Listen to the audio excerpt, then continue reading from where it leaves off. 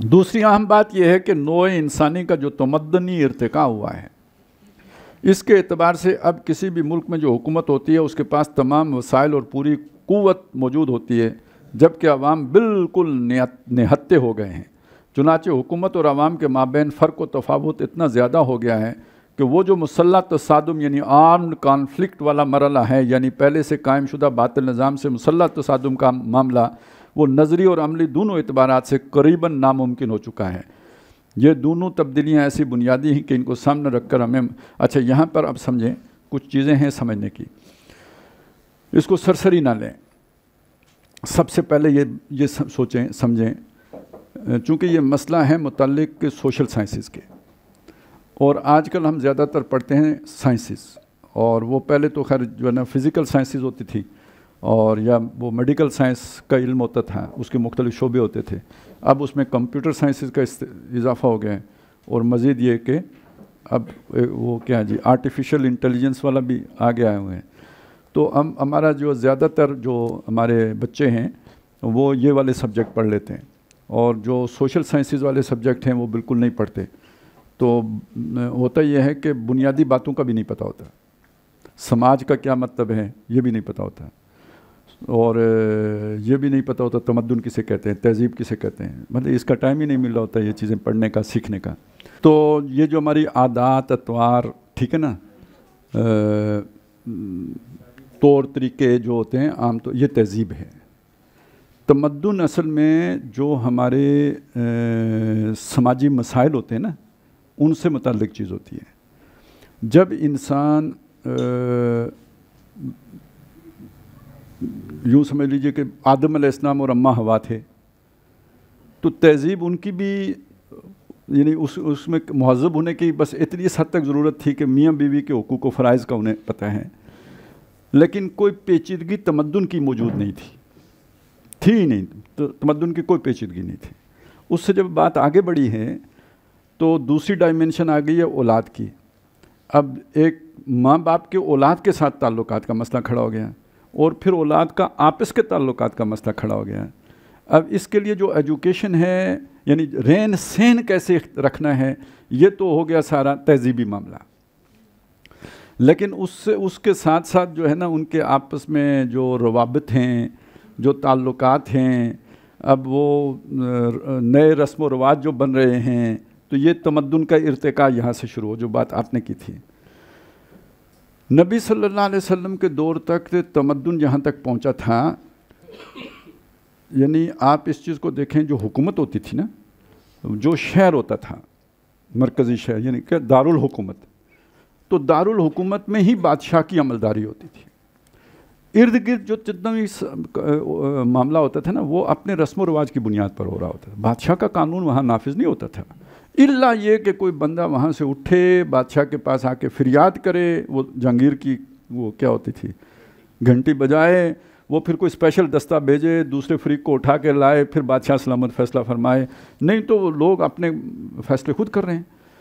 کوئی نہ پٹواری ہے، نہ کوئی تحصیلدار ہے، کچھ بھی نہیں ہے، بس آپ کی زمین پر میں نے قبضہ کر دیا، میری اولاد زیادہ ہے، میں نے قبضہ کر لیا، میری ہے، کل سے میری ہے، کوئی آپ کی نہیں ہے، میری ہے۔ یہ سمجھیں مغل دور تک بھی ایسا ہی ہوتا رہا۔ یہ جو مری کے علاقے میں جو ہمارا قبیلہ ہے، یہ سارے قبضے کیے ہوئے ہیں، وہ کشمیر کی طرف سے آئے ہیں نا، آ کے بس مار دھاڑ قبضے کیے، ان کی ہو گئی۔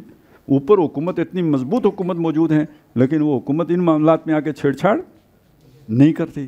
اب آ کے جو یہ ہمارا دور ہے، اس میں حکومتیں اتنی مضبوط ہو گئی ہیں کہ اس بات کو چھوڑیں، زمین کے قبضے کیا، پلاٹ 1 انچ وہ سارا سوتر بھی ناپ کے دے دیتے ہیں کہ آپ کا فٹ یہاں تک ہے تو آپ کا یہاں تک ہے۔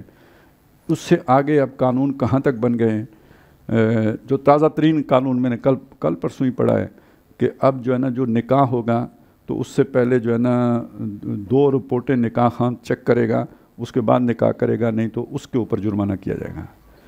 ایک رپورٹ ہوگی یہ ہیپیٹائٹس سی کی، اور ایک وہ جو بیماری ہے کیا تھیلیسیمیا کی۔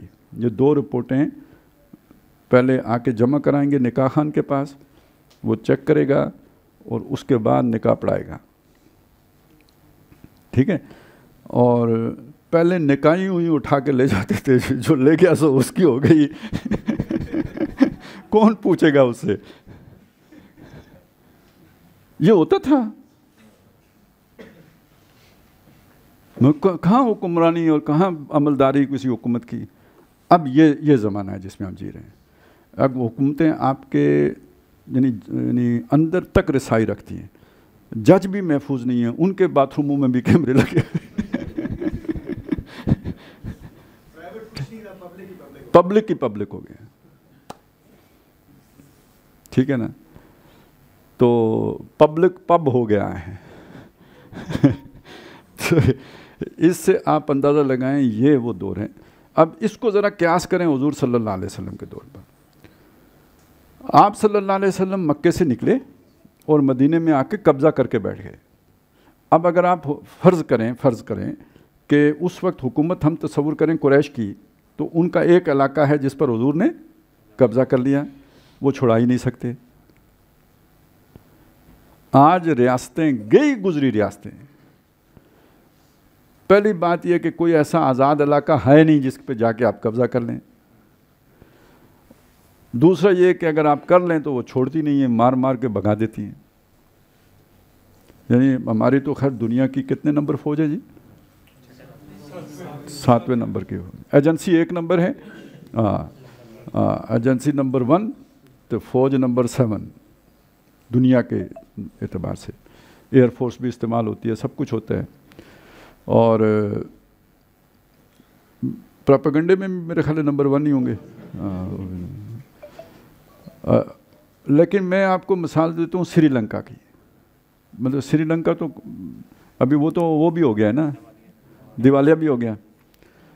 تو سری لنکا میں تامل ناڈو نے بغاوت کر دی تھی. انڈیا ان کو سپورٹ کر رہا تھا. سری لنکا کیا چیز ہے؟ انڈیا کتنی بڑی طاقت ہے. باغیوں کے ساتھ انڈیا بھی ملا ہوا تھا, اور سری لنکا نے سب کو جو ہے نا ٹھوک دیا. بغاوت کامیاب نہیں ہوئی ہے. یہ آج کی ریاست کی طاقت ہے. اچھا, آپ اگر اسلام لانا چاہتے ہیں, ذرا سوچیں, آپ اگر اسلام لانا چاہتے ہیں, دنیا کی کوئی ریاست آپ کی پشت پر آ کے کھڑی ہوگی؟ اسلحہ کہاں سے ملے گا آپ کو؟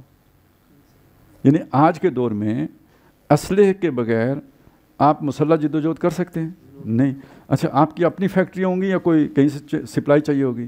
بھائی پاکستان جیسے ملک کو بھی سپلائی چاہیے ہوتی ہے, نہیں تو 17 دنوں کے بعد ٹھوس. تو سپلائی چاہیے تو کس ملک سے چاہیے؟ کوئی کنٹری دے گی.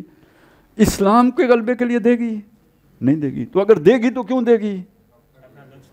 اپنا کوئی مقصد ہوگا پیچھے, کوئی ڈی اسٹیبلشن چاہتی ہوگی. آپ کو استعمال کریں گے اور بعد میں لسٹیں دے دیں گے.